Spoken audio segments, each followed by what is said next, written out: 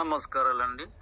ఒక్క మానవ జాతిని మాత్రమే ఆవరించున్న అధోగతి ఏమంటే, అన్ని జాతుల్లాగానే జీవనయానం అనేది సాగించాలి.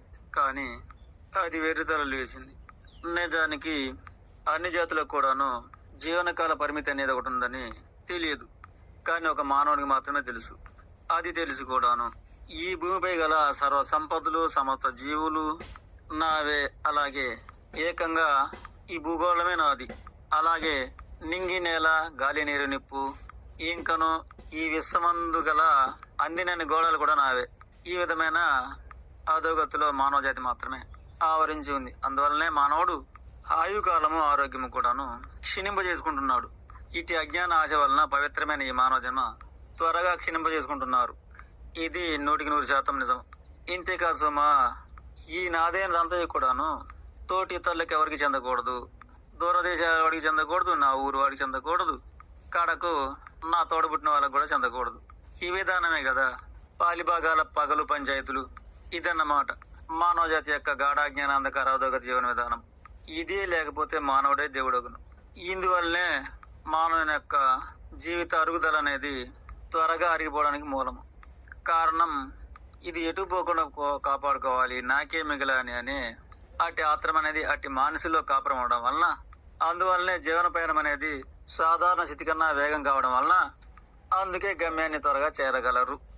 అలాగే ఆత్మ కూడాను అంతే ఆత్రవేగంగా ఉండడం వలన చెలించిపోయి బుద్ధిని కోల్పోగలడు.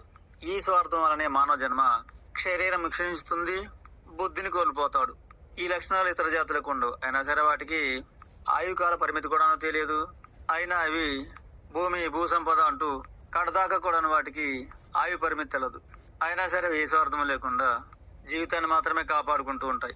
కానీ అంత్యకాలమైన తెలుసుకోగలిగిన ఈ మానవుడు ఇలా ప్రవర్తిస్తుంటాడు.